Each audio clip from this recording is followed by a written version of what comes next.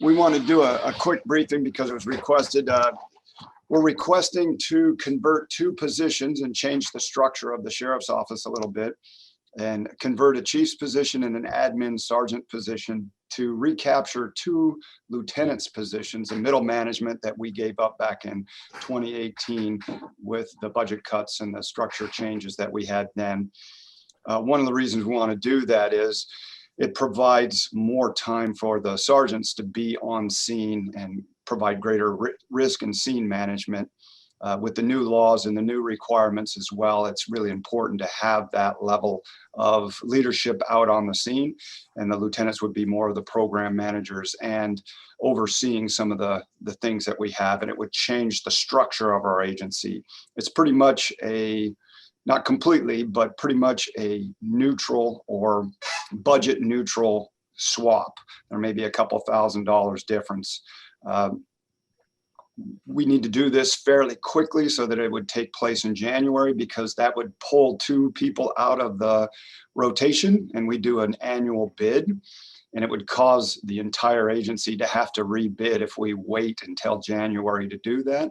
So we'd like to get the civil service process started early so that we can get the list established, so that that list is established and the bid could take place in October, November, and they would already know who would be coming out of that rotation. Okay. Commissioners? And this would be budget neutral for this year? Yes, pretty much. There may be a couple $1,000 difference, but we've compared what the sergeant's averages are, because it depends on which sergeant were to be able to be promoted, and then what the chief's average is, combining those, and then what it would be for 2 lieutenants. And I do have those numbers. But also you have enough within your budget authority under wages that you haven't expended. Oh, yes. You would not have to come to us for a separate budget adjustment. No, we would not. Okay. Then I'm supportive, commissioners. So just out of curiosity, if this takes place to begin January 1, 2023, what costs would there be this year?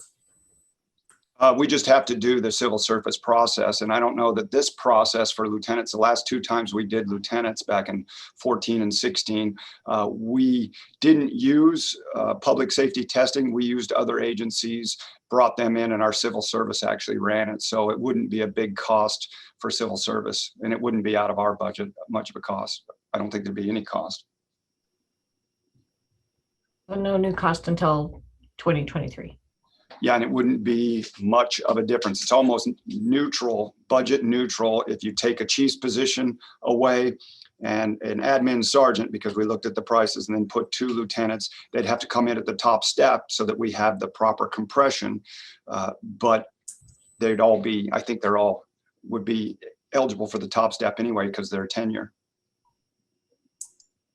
And you'd make sure that the chief position was already removed for your budget proposal going to be submitted, right? Yes, because when I vacate that chief's position, we just would not fill it. Sounds like a good idea to me.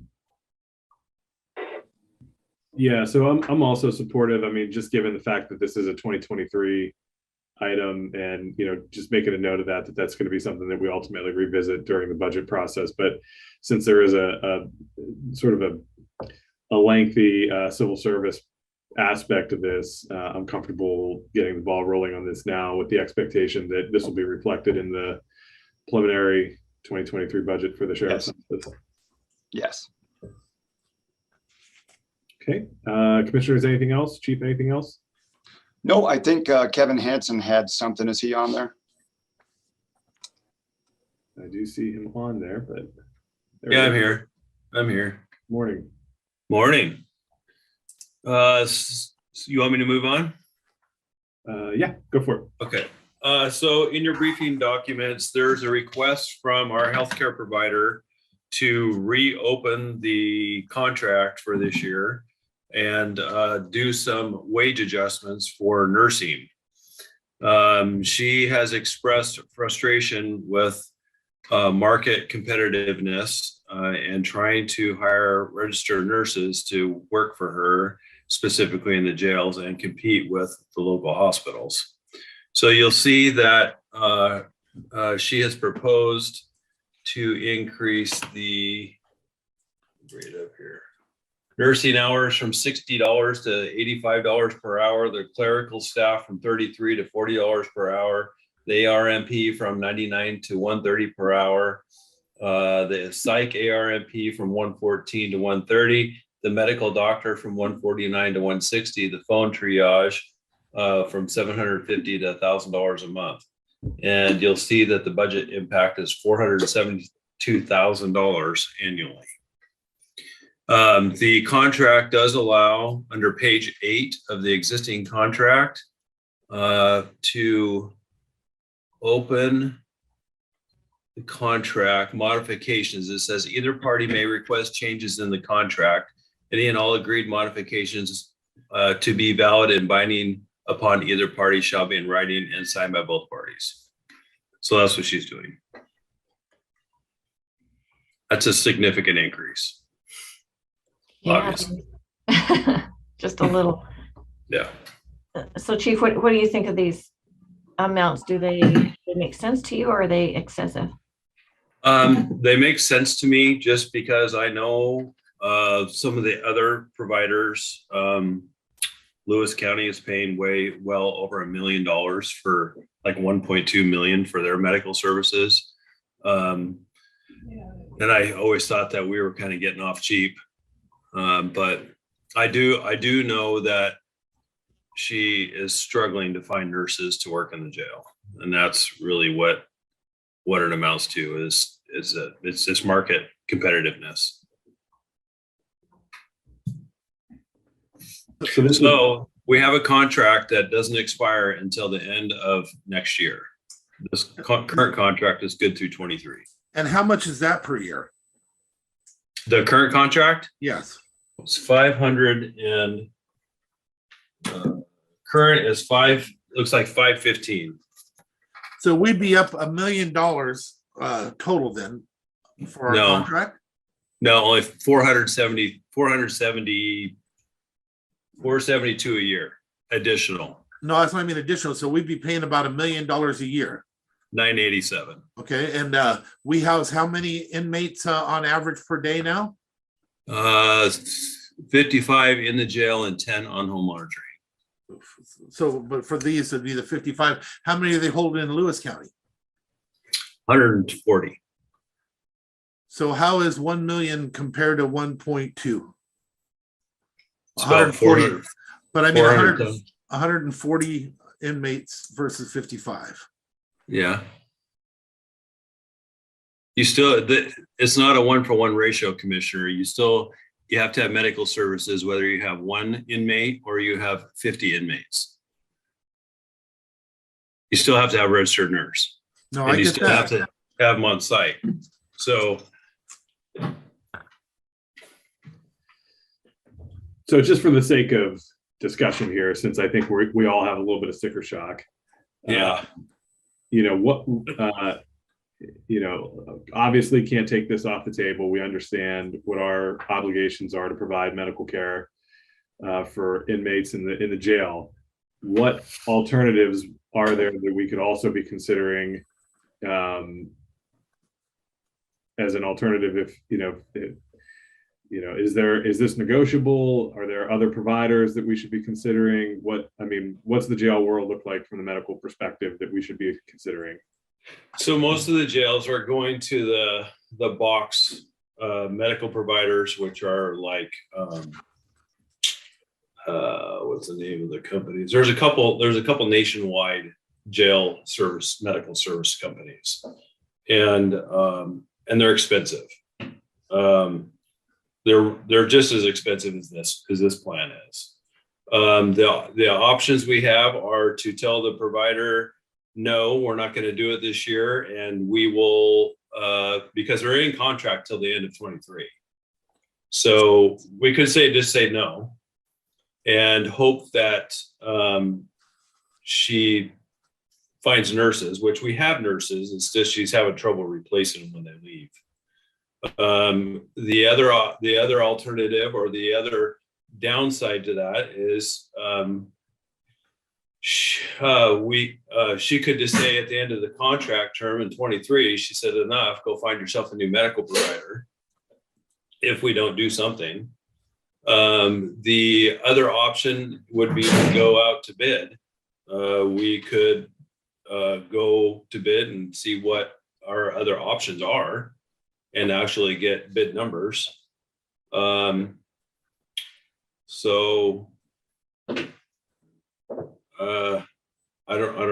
don't know what the answer is. And that's why I wanted to brief this with you guys and just maybe kind of try to figure out as a consensus as a group of, what we're going to do and how we're going to deal with this. Yeah. So Commissioner, Mr. Chairman, if I understand this right, they're looking at an 85+%, 90% increase, not because they don't have nurses, but because they're having a hard time finding nurses, just like everybody else. But we have them. None of that makes sense to me. Everybody's suffering for some of it, but to increase the cost almost double is amazing to me, actually.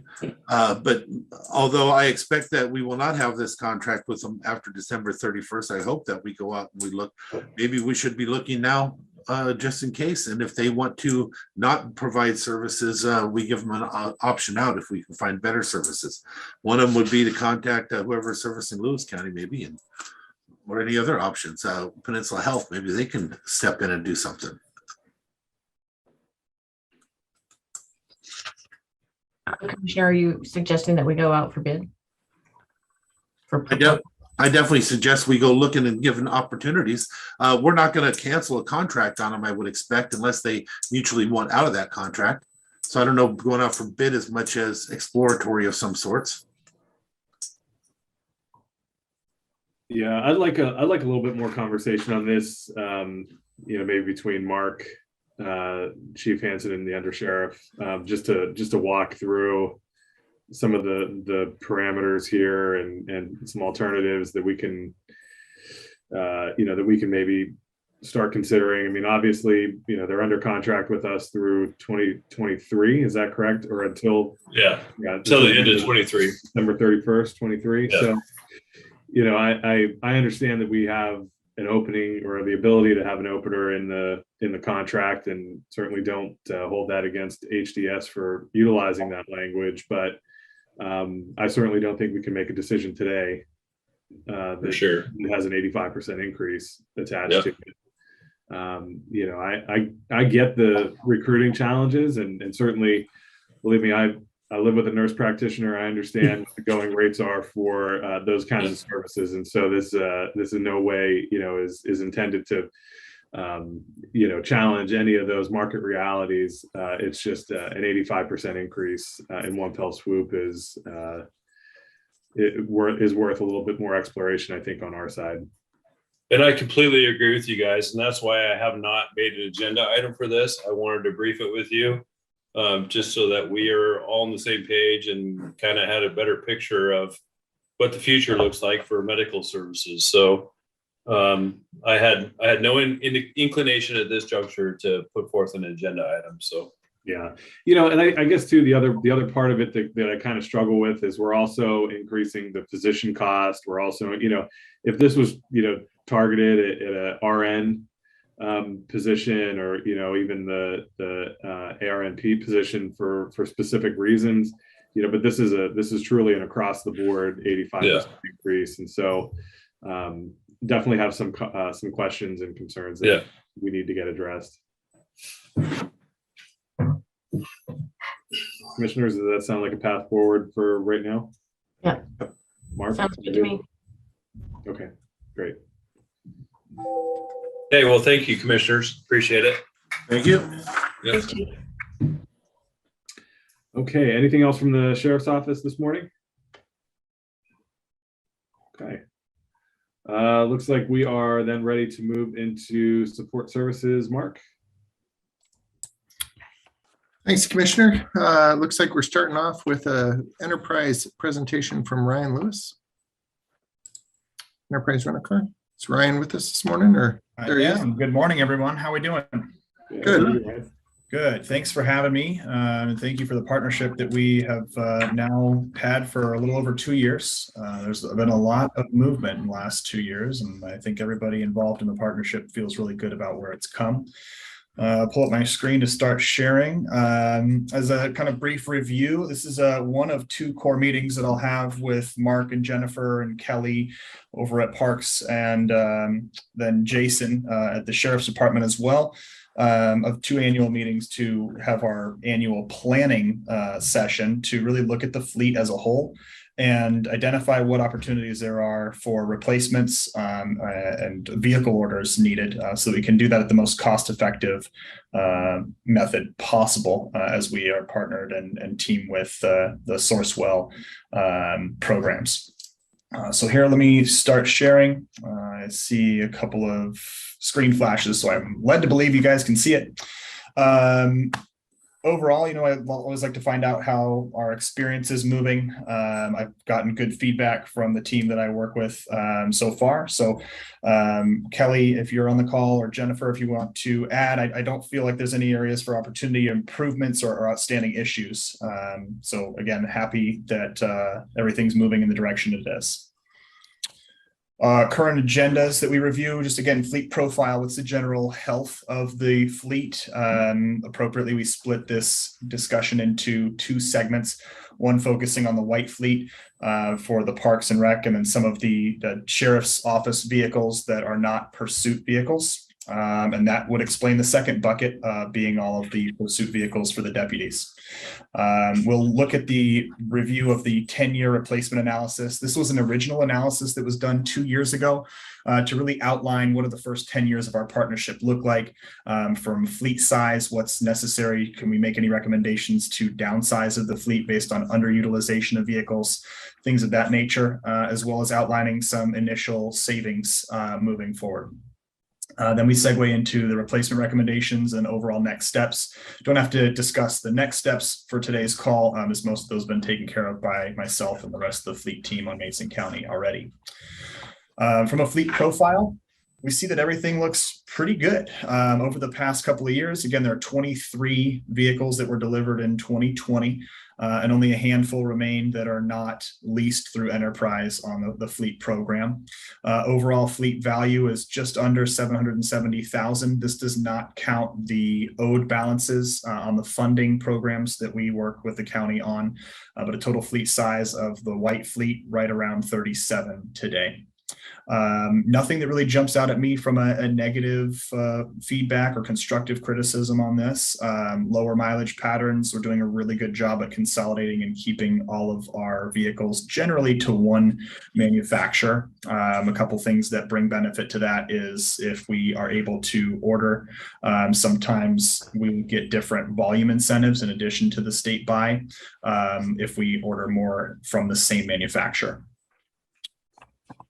From an equity perspective, again, of that 770,000, there's 238,000 is roughly current equity that we have today. And just as a quick reminder, or to explain to anybody who's unfamiliar with how we write the leases for the county, these are open-ended equity leases. So there is equity achieved at the end of it. It's very different from your standard dealership lease, where there's common negative connotations to that of getting nickel and dimed on maintenance, having strict mileage restrictions, things like that.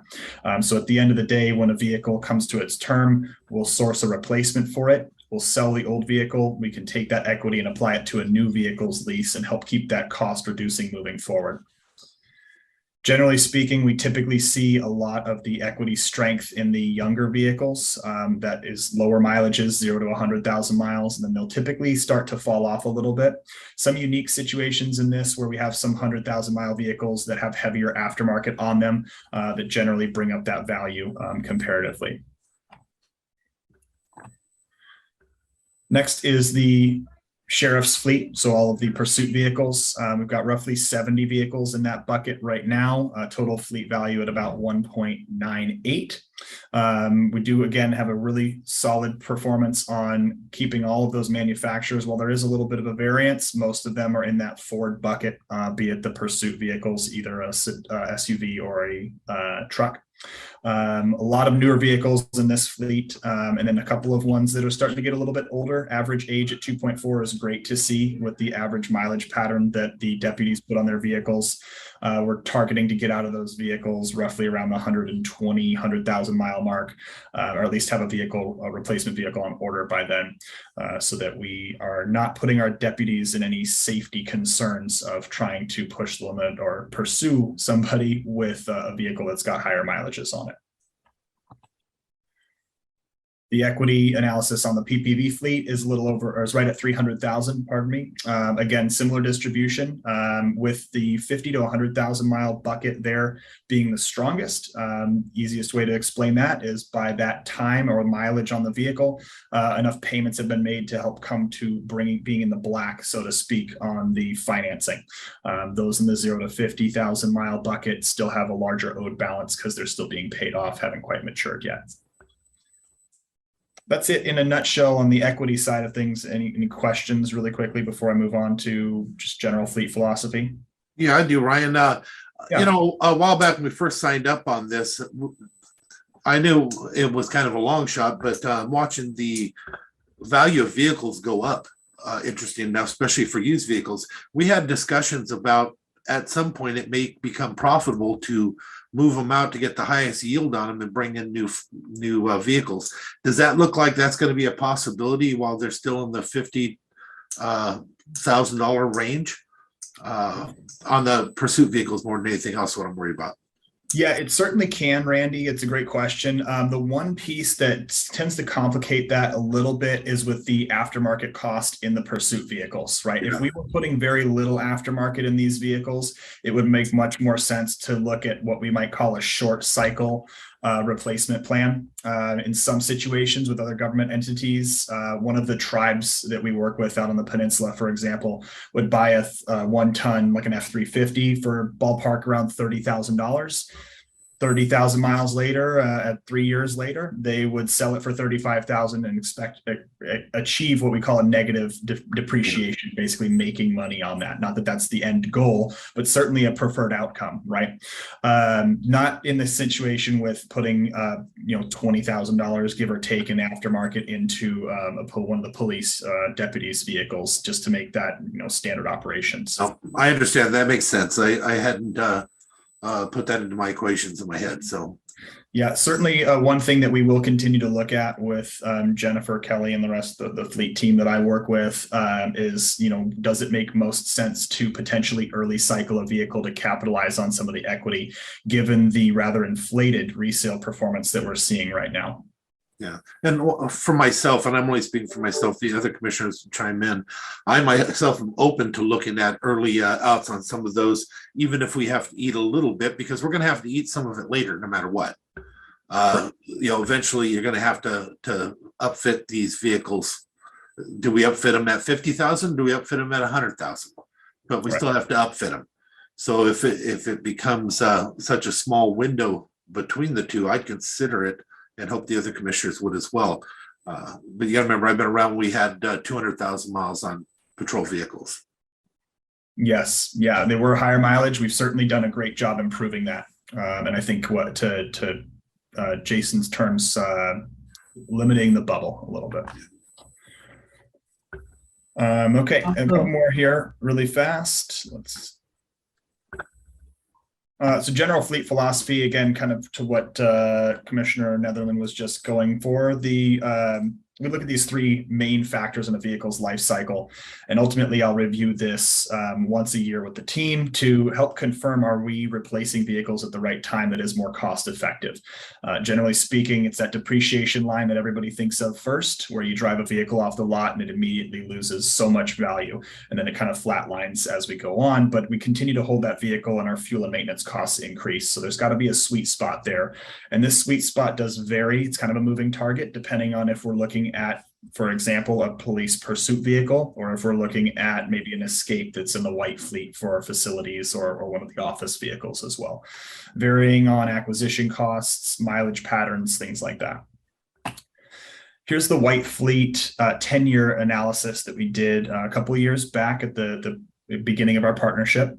Right now, we're looking at the model year 23 or fiscal year 23 plans. And to date, we are slightly behind, but we are making great progress. I would not throw any red flags out with falling slightly behind on the plan.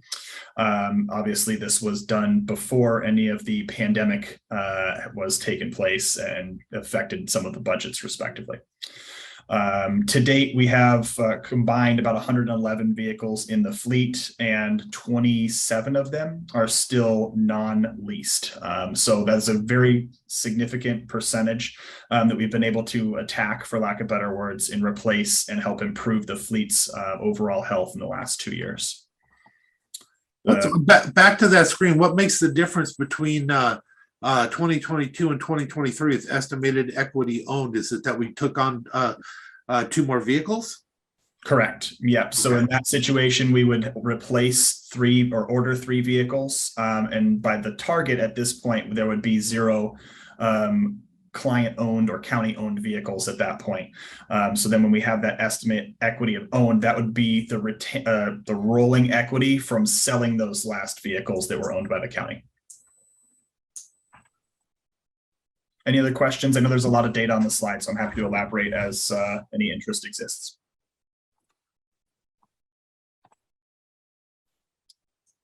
Second slide is for the police vehicles, the deputies' vehicles. Again, right on target with this. There's a handful that are being replaced this year that we've got orders for 2023 model years coming through. And generally speaking, we're sticking right on track with this. And Jen, I believe we may have even realized more of a savings than what we had initially projected. Yes, you're right. We did, or we have. Wonderful. And under fleet budget, is that number just for the vehicles and what we pay for enterprise, or is that fleet budget encompassing other things as well?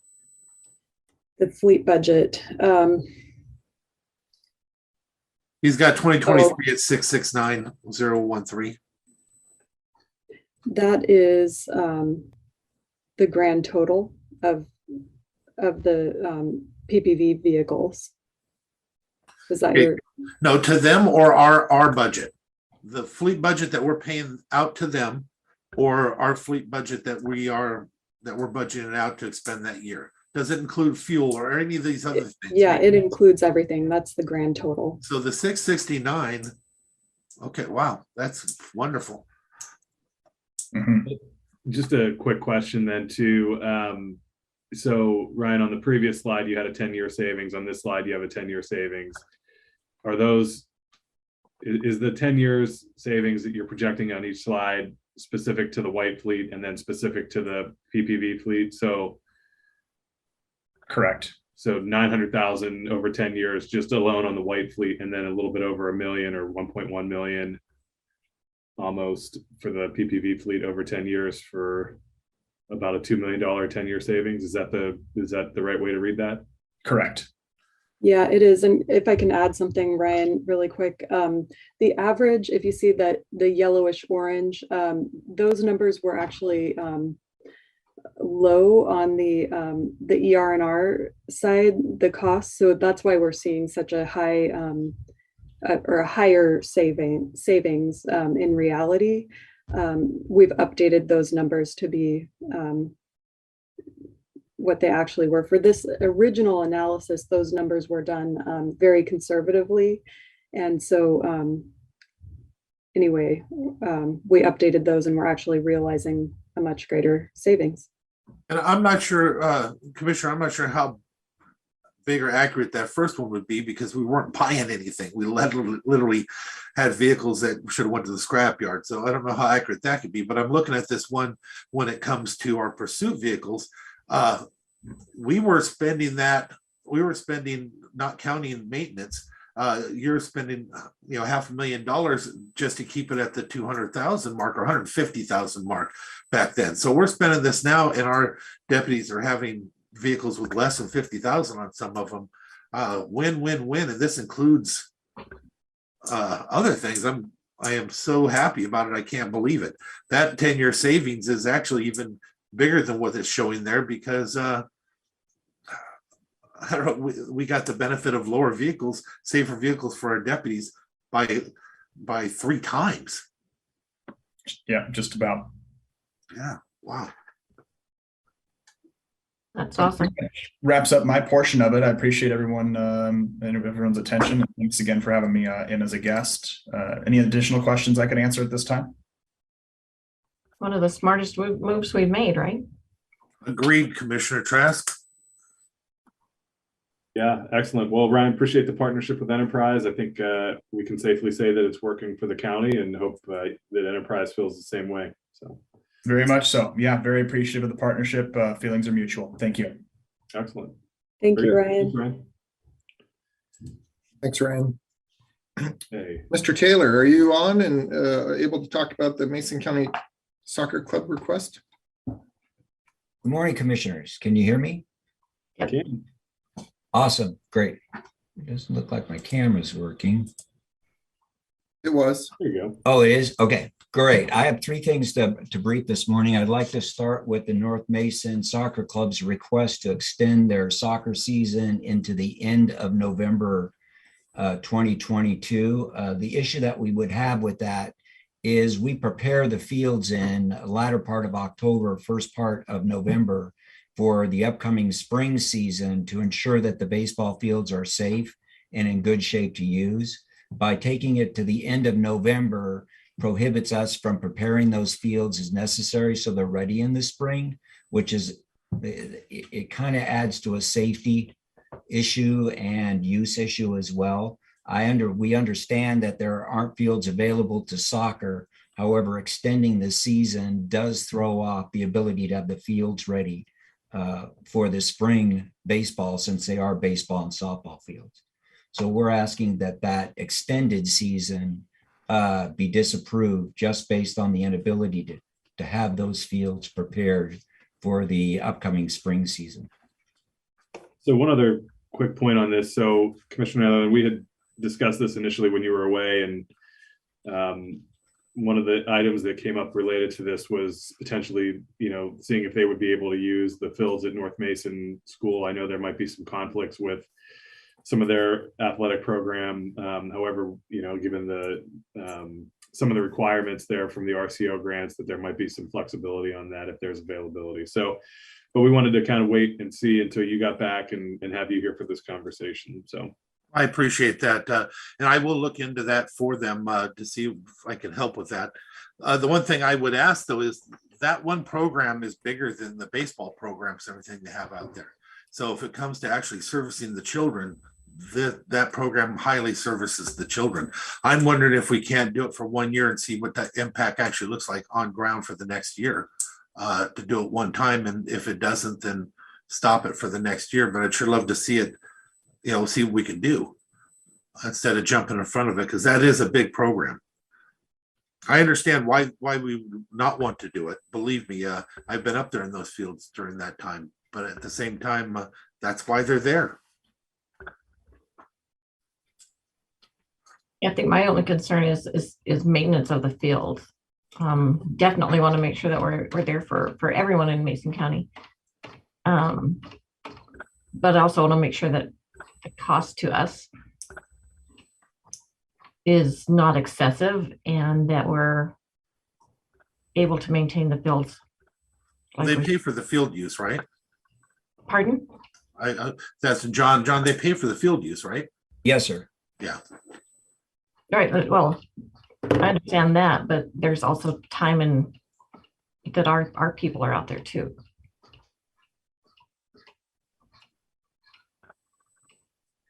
So John, am I correct in my understanding that this did happen in 2021 and impacted staff's ability to be fully prepared for the 2022 baseball season? It did, yes.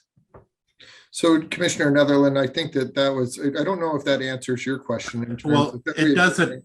It doesn't, because I was here. It was more than that. We had that staffing issue with COVID not having people out in that year.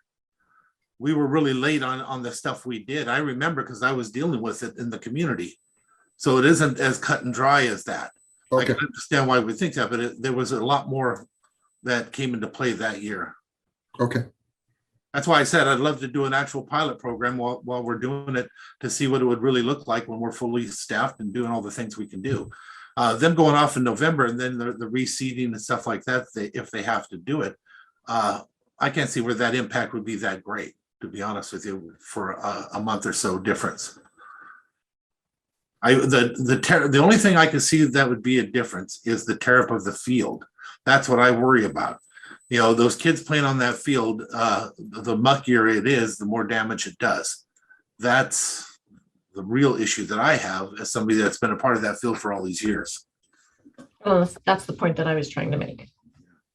Is how The only much way it to costs. find out would be to do it once and see what they have with the groundskeepers and stuff. We didn't have anybody back then that was going out there except for Bud. Thank God for Bud. But If we were to go forward with this, even though staff is recommending against it, would we need to look at keeping extra help on later into the year, or what would the staffing requirement be in order to make this work?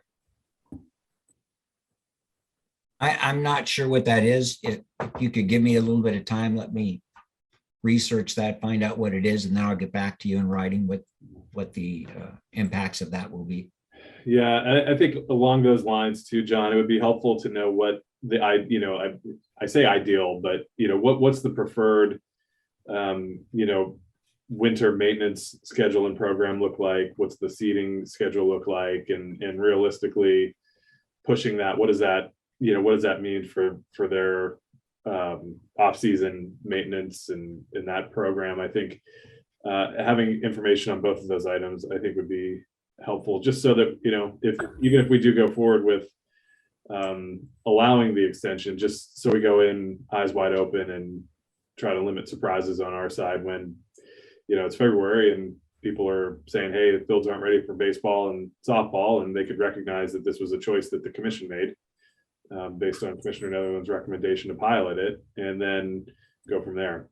And in the meantime, I will also go to the school and look at your request or for consideration, Commissioner Schutte. We now have a member of that board that is now a school board member there too. So I'd be curious to see how the school would react to asking. It could be that they're already full, I don't know. But I will go and make a conscious effort to go and request field usage there. I had a similar conversation with the folks that run the Shelton soccer club, youth soccer club, and they've been able to get access to both Shelton High School and Hood Canal School in those later months of the season, so that they're able to, get as many games in as possible for kids. So there is some precedent in the county for schools stepping up and supporting these athletic clubs. Agreed.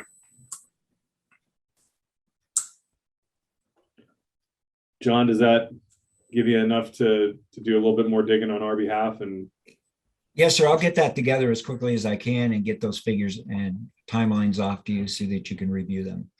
great. Okay. The second thing I have is the Mason County Dive Team. It's currently inactive due to the fact that their members are not qualified based under the federal, state, and our liability pieces. We're required to have a dive team under RCW 58-52 or .52.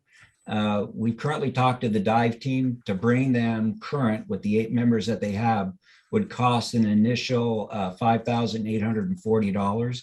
That's for physicals, equipment checks, and the annual cost of that would be $4,900. Since it's a volunteer team, it's a little challenging to ask them to make those costs for themselves. So we're asking that we do the initial cost to bring them online, and then the maintenance cost of $4,900 for the 8 current members that they have be funded for the next years coming. And I, for one, am appreciative that you brought this up. Over the years, I've been here a long time. We have had to use them for many different events, and I'll tell you what, I think it's a very low cost for the benefit that they bring when the time is needed. And as you pointed out, we're supposed to have it anyway. Yeah, travel time for another dive team could be the difference between. Yes. Usually, when you're calling out a dive team, it's not a good event. So, I think it's a great idea. I fully support it. I agree. I think this is a really smart investment on our behalf. It's a low amount for the return that it could have in our community, especially given all of the different access points to water in our community and how much water recreation is a part of the fabric of our community. So I think this is a worthwhile investment, and appreciate, John, all the work that you did to bring it forward. Happy to support it. One thing I ask is that we keep it within our actual budget until our regularly scheduled next budget supplemental. Yes, sir. If there's nothing else on that, the third item that we have is we're coming. Just to confirm, John, Oh, I'm go ahead, sorry sir. to interrupt you, sir. No, please do. I just want to make sure that Randy understands what's necessary to move forward on this. And so in order to actually have this dive team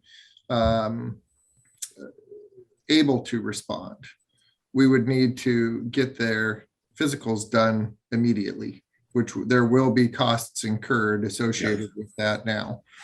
Just want to make sure that you understand that, and that there is a budgetary impact to emergency management associated with that. No, and I assume there's a budgetary impact. What I'm asking is that we should have enough in the budget to be able to cover this and wait until we have our next regularly scheduled budget supplemental meeting. That's all I'm saying. So Okay. we don't have to do something special for this. It should fit within the budget we already have temporarily.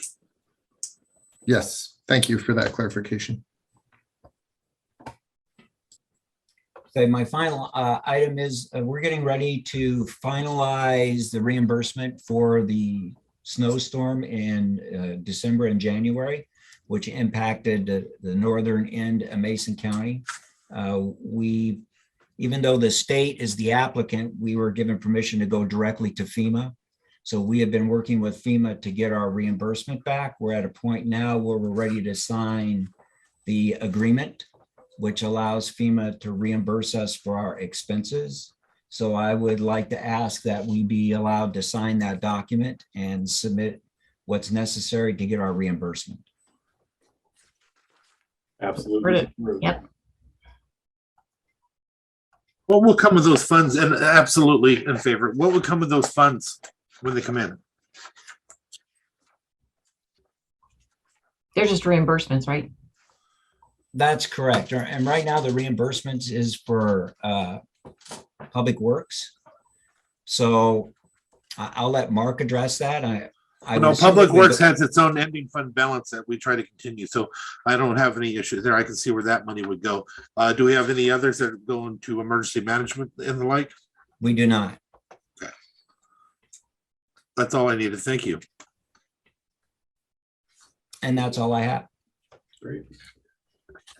I would like to mention to the commissioners that, we're in the process of really getting the team together. And when I say team, it really is all inclusive of all of the different resources that help out in an emergency response. And so I feel like in the future, once John is able to actually kind of establish this groundwork, the foundational work that he's doing right now, the opportunities for Mason County to be reimbursed for more than just these items that we traditionally have there's a strong possibility that we would be able to get quite a bit more, and just by the coordination and the understanding of how we actually track this stuff right from the start. And then ensuring that we have it all documented correctly. The documentation on the side of the federal government or even the state emergency management is really where the rubber meets the road in terms of getting reimbursements. So I'm excited with the work that John is doing to establish those relationships and those specific plans and put them in place that in the future we'll be able to recover a larger majority of the costs that we incur. That's so good to hear you say that. I think that's one area, that we really need to continue improving on. And I just really appreciate your attention to that, John and Mark, and recognize that, there's still some work to do in that regard, but appreciate that you recognize that as a priority for us in these emergent situations. Thank you, John. Thanks, sir. So we asked if people were interested in requesting some of the ARPA funds that we're going to have available, and we got some responses. Jen, do you want to jump into that? Sure. Yeah, so we received 34 responses back from the ARPA funding requests, and it totals about $26.5 million in requests. And those were emailed to you individually, commissioners, early last week. And so we also emailed a scoring matrix and a scorecard and a link to each of the projects. And we're asking that you go through and score these projects according to the matrix individually, and then we will come back and present the findings of your scoring. So we just wanted to see if there were any questions or comments so far on this whole process. Oh man, you guys did a great job, and having the links to the projects is pretty cool. It's kind of fun seeing Mason County moving into the future of the computers and being able to use them, getting away from, I still like paper, don't get me wrong, but being able to go into each one of these projects with the information is fantastic. And then the scoring sheets, you guys made it very easy for us, so thank you. Oh, good. That was the intent, and it's a lot of information, I know. So yeah, and that was thanks to Kate Campbell, who's been putting this all together. So good job, Kate. Hey, Kate. We should be receiving our second round of funding, which is approximately $6.5 million soon. I emailed the Treasury, I think it was early last week, and they got back to me and said that it's still not open for us to go in and apply for that money. So good thing we don't need the cash right now. But anyway, that's an update on that as well. If I just have a question on a project, I thought that last year or during the last round, the Port of Allen water system, I thought that we went through that and we held off temporarily to find out what the legislature was going to do. They awarded the majority, all they needed was 100,000. And then I thought we went through and agreed to give them the 100K, but I see it on here as not funded. What I remember, and correct me if I'm wrong, Mark, if you remember, I thought we awarded, was it a total of 400,000 on that? No, we held off the request. Yeah, we held off. Correct. Okay. But we awarded 100K, I thought, is what I remember. And that's what it shows on here also. It just doesn't show it as funded. Correct. Yeah, I don't think that we took official action on that yet, Randy. I think that we rolled it into this group. I will go back and verify that, but yeah, I don't believe that we took official action in a regular meeting. There was a request that came from the Port of Allen, and I talked with Larry at the Port of Allen, kind of got more on the story in terms of how they were moving forward with this, and they did get some funding from the state to the tune of about 400,000. I think the total project is 500,000. And so he was going to come back and ask for the additional 100,000 to kind of round out the total funding for that project. But my understanding was that 100,000 wasn't needed immediately because he actually had the state funding to actually start that work, but the 100,000 was still being requested.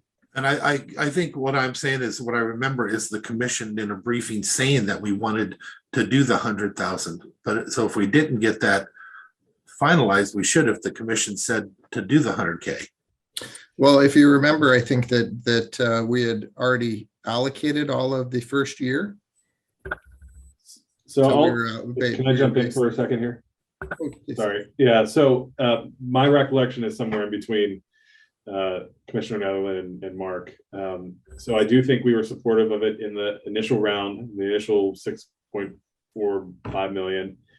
And I thought we were moving that forward. The one hang up there, and why there might be some confusion, is I don't believe Larry had completed all of the forms that went along with it. And I think part of it was we can move forward, but in between, when we briefed it and agreed to do it, we wanted to get his forms back. And I think that might have created some confusion, perhaps at the staff level or in communication with the Port of Allen. No issue with moving forward with that allotment from my perspective, at least. But I did want to ensure that that the forms were complete, as we were asking everybody else to do. And so, has the Port of Allen actually finished the documentation that they had left out initially? Yeah, they did complete it, and it's all, yeah, part of the documentation that you received, commissioners. And I did. That's exactly how I remember it, Kevin. Exactly, because we had that discussion. There was a couple of them that we were discussing at the time regarding getting their paperwork in and approving it and moving forward before they got it. We had agreed to go forward with you, Mark, being the final person to make sure that it was done properly, the paperwork coming in. So that's what I remembered also. So should we go ahead and move that forward on an action agenda to fund that 100,000? Is that what you're saying, commissioners, and leave it off of the scoring? I think so. I thought that's what we did. Yeah, I would be fine with that. Maybe moving that to August 2nd. Okay. And then we still had some monies left over, right? Because wasn't this include? See, I'm trying to remember. Seems to me like it was included in the original money that we received. I think it was included in the original request, but we've actually allocated just slightly more, is my understanding, than what we received on the first round of funding. But some of that money is not being spent. 200,000 of that is the Russellwood project, where they received a different grant. So we can put that on the August 2nd agenda as well, to move that money out of the ARPA funds and back into the pool. Okay. And so that would allow us to allocate that 100,000 out of that first round of funding. Okay, that'd be great. Okay. One other project that we talked a lot about and said, oh, we'll wait till the second round of funding, was the DCD Records Archive, the $542,000 project. It's up in the category B, or I'm sorry, category C, the revenue loss. So I just wanted to clarify that you do want that project within this scoring round, second round of funding. Is that correct? Or do you want it to be moved to the action agenda for approval as well? And you said that was the DCD records? Yes, the records archival image. Yeah, I don't remember us even making a decision to pay that out or to do anything. So I would assume it was part of the questionnaire. Okay. No, that's just my assumption, because I don't remember us doing that. Okay, they submitted all of the necessary paperwork. I know we talked about it, but I don't know whether we committed to anything yet. I know it was a topic that was brought up. Okay, we'll keep it in then. Just wanted to clarify. So anything else on the ARPA that you want to discuss at this time? So yeah, just one thing. So the deadline that Kate had provided in the email to us for the scoring of the 20th, I'll just admit right away, I'm not going to be able to make that deadline. And so do we have a little bit of flexibility on maybe getting me an extension on my homework due date? Yeah, I knew that was going to be. I was going to say, if you don't mind, I'm glad Commissioner said that, because please, I need that same I need teachers' approval to turn mine in late too. Yeah, that's fine. I figured that was not going to be a deadline that was going to be obtainable. So, so yeah. I appreciate it though. I mean, yeah. I'd rather, I mean, why not? If you guys can try and get it out of us that much quicker, good for you. I appreciate the effort. I don't know, commissioners, I'm looking at my calendar and I'm thinking maybe August 1st would be more realistic for me. I don't know how, or even August 3rd, so we can brief it on the 8th. But I don't know what your lives look like. I would appreciate that extra time. Because mine's crazy for the next few weeks as well. So if we receive it back on August 3rd, that gives Kate no time to put it together for August 8th for briefing, since briefing items have to be in at noon on that On Wednesday, the 3rd. So we could either do, a later time that you get them in, and brief them on maybe the 15th of August, or if you want to do the 8th, I would prefer that we receive them back by August 1st. So that we have a little bit of time. I'd rather have the briefing on the 15th. So if you could tell us, because I don't know, my calendar's kind of crazy right now. So if we could do the briefing on the 15th, what day would you need it back by? By the 8th. By the 8th. I could do that. That would work for me. Okay, perfect. Great, thank you very much. Anything else on ARPA? Yeah, can you send us a little reminder? Sure, we can send you an appointment. I'll do a couple of them, don't forget. Okay, so the next thing that I have is the USDA Secure Rural Schools and road funding. There's going to be changes coming up, and there's a very tight turnaround for these changes. So USDA is having us change our allocation. Right now, the county receives about between 120 and 150,000 a year in the Title I portion of this USDA funding for the Roads and Schools grant.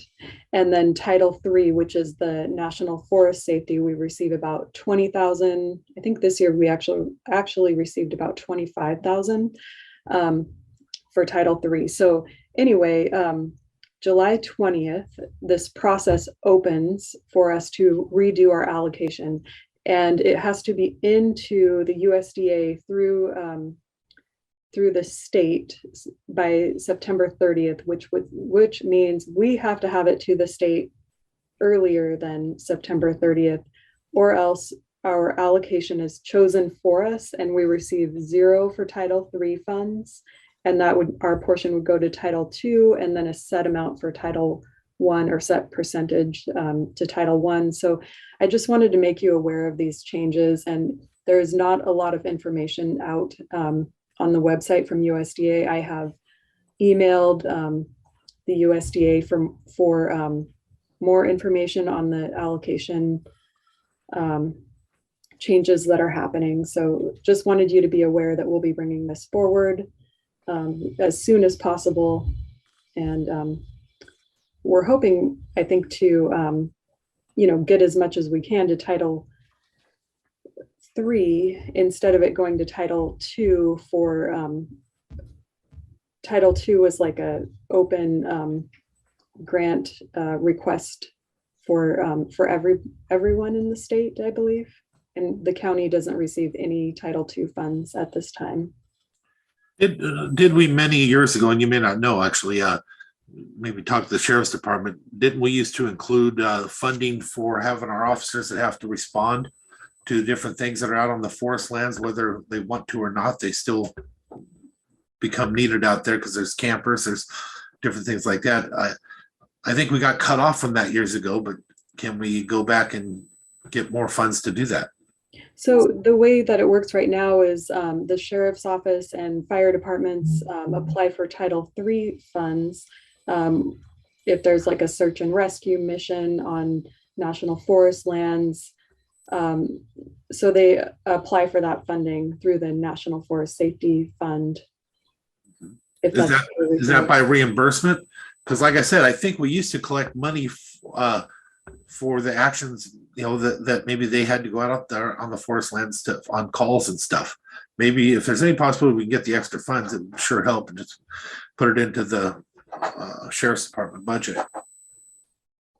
Yeah, I don't know anything about the Title II funds, if they've received that in the past, but Title III, they definitely, we do it by a coding correction, so it gets paid out of the sheriff's office, and then if they have eligible expenditures, they request a coding correction, and it goes back into, the expenditure goes into the Title III fund, and then out of the sheriff's office, so they don't see that expenditure in their department. Yeah, and I was seeing it from Title III funds, not Title II. I'm sorry, you were seeing it. I thought we were doing it from the Title III funds, not Title II back the day. No. Oh, maybe back in the day. I'm not positive on that. Okay, thank you. Yeah, you're welcome. So yeah, we'll be bringing this forward so that hopefully we're not losing any funding back to the feds. Yeah, it was a pretty interesting training that we sat in, I think on the 12th. And then I think for me, it brought up a lot more questions than they had answers for, but I sure appreciate you sitting in with that, or sitting in on that and looking into it. Yeah, definitely. It was an eye-opening training, and I'm really surprised that they're giving us such a short turnaround on it. So we'll keep you updated on that. Thank you. That's all that I have, commissioners. Thank you. Thank you. We have Anything else? Services, Commissioner. Okay. We do have one item for commissioner discussion. Commissioner Trask. Right. Normally Diane would do this one, but she is probably off enjoying not being in the office for a little bit. So Tamara submitted an application for the Area Agency on Aging, and as you know, that's one of my committees, and it's a good one. But she would be excellent to have on that committee. I did email Nicole with Area Agency on Aging, and there is an opening, but trying to research in my memory, and I cannot remember. I know Tamara put in an application for another committee, but I could not remember what committee that was. But I'd like to see her join the Area Agency on Aging. I think she would be a great asset, a great member of that committee, and it would be the Citizens Advisory Committee. I agree with you. I think that'd be a wonderful addition, absolutely, for your committee there. I don't know about the other applications, but I can tell you historically, there has been no issue with serving on two committees. There's just a preference that if there's more than one that's applying for the position, if they're already serving on a committee, that somebody that's not serving on it get preference over it, or they give up the other committee. But there's never been any restriction that I can remember that says you can't serve on two. Yeah, that wasn't my question. My question was if the meetings conflicted. Oh. So that was the only question I had. Having her on more committees, she's a pretty talented lady. Agreed. So, having her on committees is great. And our heart can fill the room. Yeah, I just wanted to make sure that the meetings didn't, there was no conflict in the meeting times. I don't need to interview.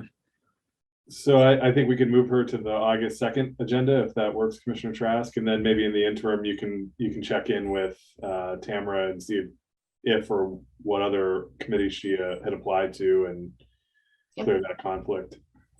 That'll work. Great. Great. Okay. Any other commissioner discussion? Okay. Moving on to community services.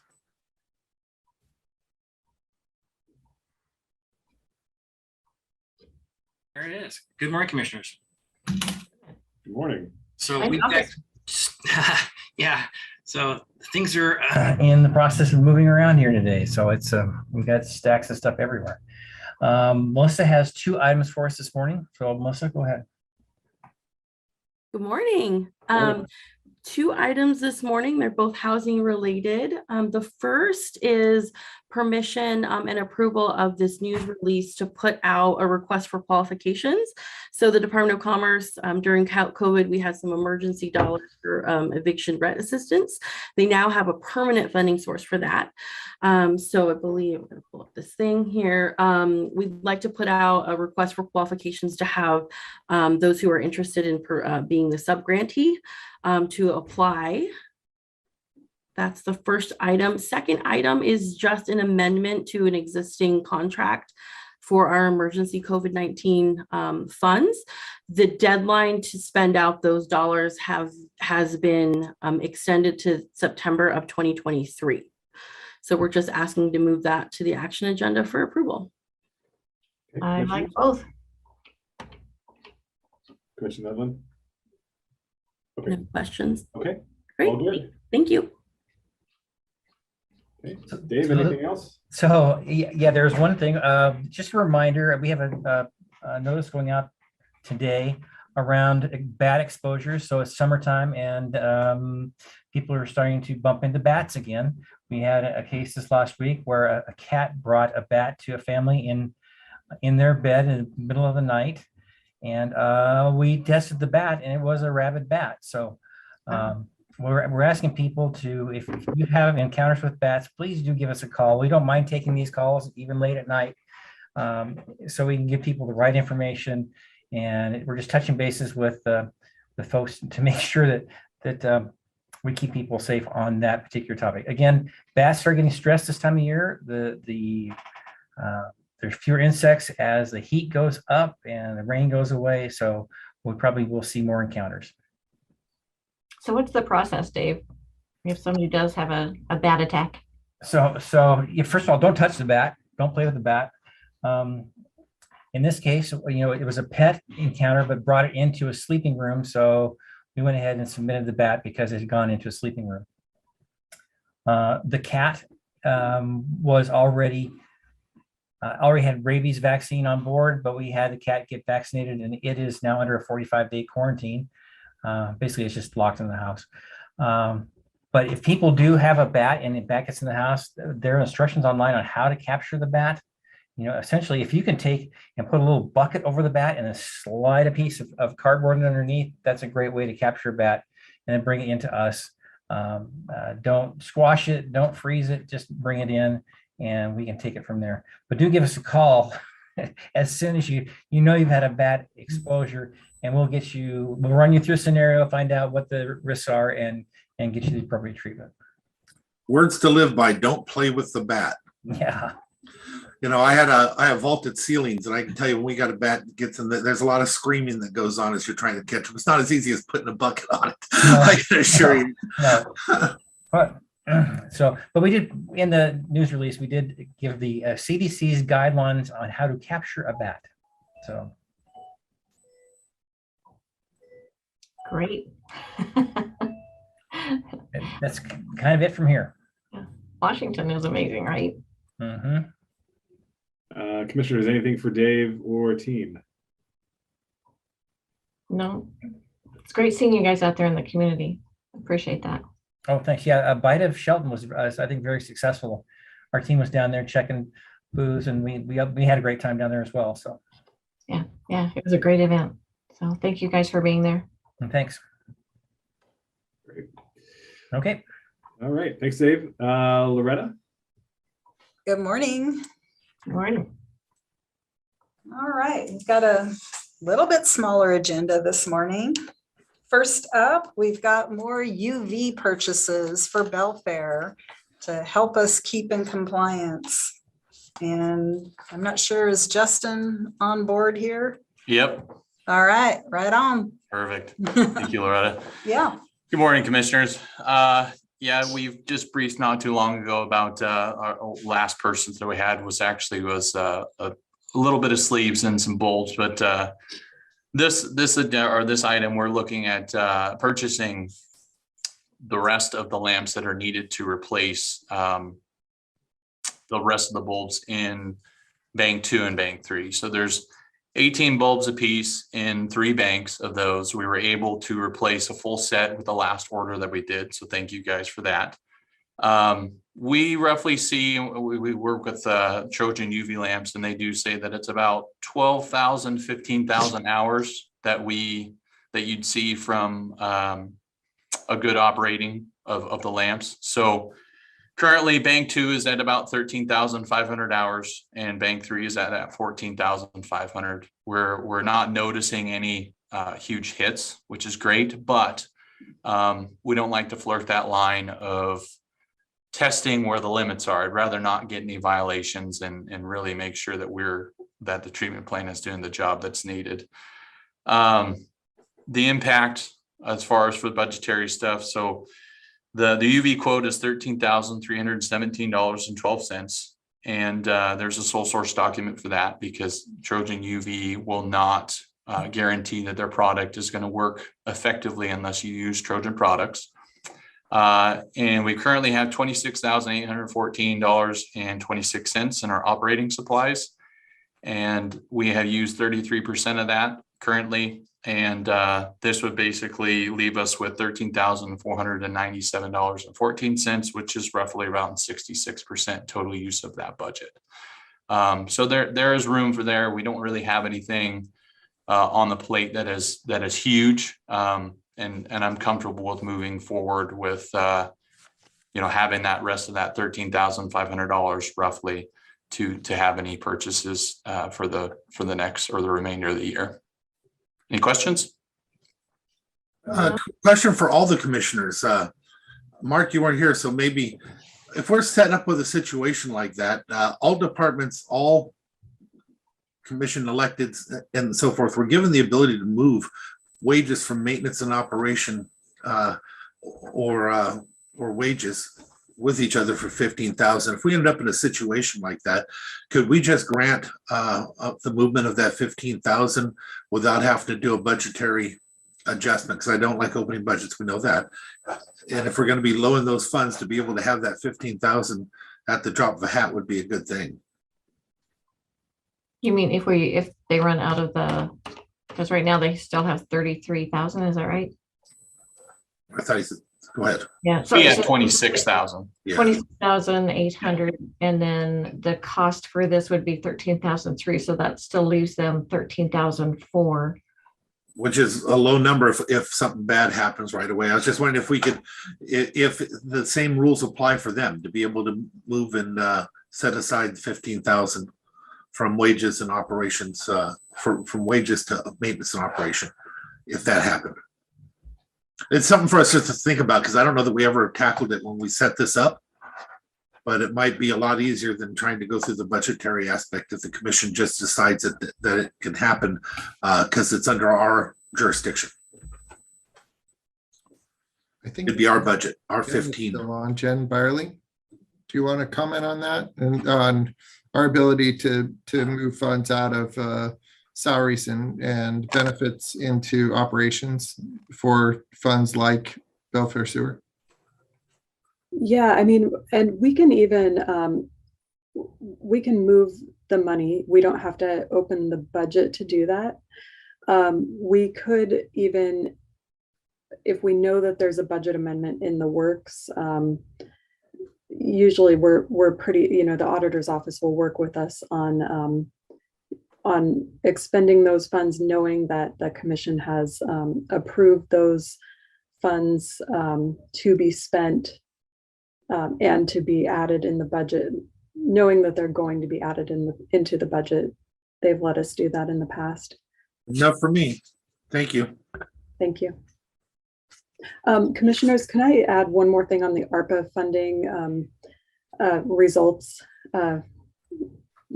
So Kate is going to be on vacation August 8th through the 10th. And we're wondering if we can get the results of your surveys back by either the 4th or 5th of August, or push that off a little bit and brief it on the 22nd.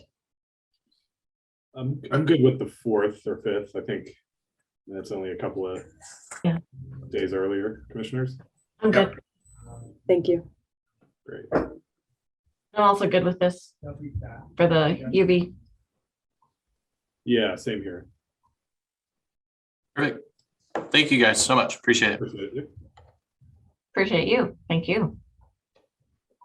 Let the light shine. Yeah. Right. Let the light disinfect. Next Thank up, you, Commissioner. Commissioners, Mike has a road vacation. Good morning, Commissioners. Back on May 25th, we had a hearing examination, and here is the recommendation. So Phil's recommending that the board approve and execute a resolution for the road vacation 412 that vacates the unopened right-of-way located at 4030 East Mason Lake Drive West, property on the condition that the owners, Daniel Height and Don, dedicate a 60-foot wide easement centered along the existing public road. Obviously, we've talked about this before. This is unopened right of way, but the actual road does cross their property to the south. So we would like to do that in lieu of instead of compensation for the Class A vacation. So instead, it's near exact equal square footage, and so we're recommending that we would just trade the properties. So you're just exchange is what you're asking for. Yes. Is that what I'm hearing? Yes, sir. But I'm supportive. Yep, as am I. I am supportive as well. Thank you, Commissioners. Okay, and Mike has the last item that we have for you this morning, Commissioners, as well. Yes, we're just working with Thurston County to renew our interlocal agreement and get it set up to where it's a longer term instead of it. Typically, when you set these up for 4 or 5 years, you forget about it to the last minute and scramble again. So that's exactly what we've done. They're looking at borrowing one of our temporary bridges, and this will allow them to do that. Yep, I think it's great working with our neighbors. Especially when you can borrow one back. Yes, we can borrow it back. Yeah. Well, we've looked at, we have 2 structures. One is 80 foot and one's 60 foot. So what we did is we went around and looked at all of our bridges that are dimensions that are longer than 60 and shorter than 80. And we have about 7 of them. And all of those bridges are in good shape and they're high away from the water. We have less concern of them failing, but obviously in an earthquake situation, something could happen. But so we're in pretty good shape with the bridge that we have with the 60 footer, but to let them borrow the other one for a while. What is the cost of a 60 or an 80? We purchased 3 structures. I think one was, don't quote me on it, I think one was like 75, 80,000 and the other was closer to 100. Is it possible to keep our eye out for a used one? We have those issues, especially in North Mason up there when we have emergency management issues, rivers going out. It sure is nice to have those. I was here one year where we had them in many places at one time. We were definitely under the gun. If we can keep our eye out just for redundancy, if we can get something half the cost, maybe the commission would be interested. We can do that. Matter of fact, our 60 footer, the deck needs to be replaced and we're going to be doing that before the winter time here anyway. So it's available if needed. We can be looking for one. Are there any, is this something that, we might be able to look for some federal support on through DEM, or, I mean, is that a partnership maybe where Mike, you and John Taylor can maybe go up and beat the bushes for one of these together, given that use? It won't hurt to ask, so we'll find out. Okay, great. Mike, any quick construction updates before we wrap up? We're about to finish this week, should be finishing up with the upper Uncle John's culvert at Agate Loop. And currently we're out at the Skokomish tribe doing some chip sealing this morning. And we'll be chip sealing, Sunnyside tomorrow. So that's where we're at. Mike, you missed it. Loretta, did you ever find out what happened with that Obama money? The missing Obama money. Yeah. Okay. There was a constituent who had questions. Staff, Loretta did a wonderful job, as did our tip cap. Please extend a thank you to them for reaching out in the community. Yeah, I will. I was really happy to see many of our tip cap members attending. So that was great. And thank you, commissioners, both for attending. It was a good turnout and good questions about the lower Uncle John's project. For those of you who are wondering, what are we talking about here? Yeah, Saturday there was one thing I enjoyed seeing is they were asked directly, what do you think about this? What do you think about that? And each one of them turned and looked at them and said, we're not here to tell you what we want, what we think. We're here to hear from you. And I thought that was the best way to do that. After the meeting, that's when the real meetings occur sometimes. Yeah, it was helpful to have some great conversations with folks with some really simple, easy ideas of things that we can tackle. And Mike and I were talking about those, well, and Richard as well. So we also had some solid waste suggestions. So yeah, it was a great meeting. Loretta, I think you did such an amazing job answering the questions, and even when some of them were a little different, you were able to explain things well and to help people understand. So I think you did a great job. Thank you for coming, and it was a great meeting. Oh, it was. Thank you. Appreciated the opportunity to be there. Anything else for us, Loretta? No, I think that is it on our end, commissioners. Other than the Obama money, commissioners? Anything? Right. No. Loretta, can you just give me a buzz when we're done? Yes, absolutely. Okay. Commissioners, anything else before we adjourn for the day? Move we adjourn. I'll second. Moving second that we adjourn. All those in favor say aye. Aye. Aye. All opposed? Motion carries. See everybody in the morning. Thank you. All right. Thanks.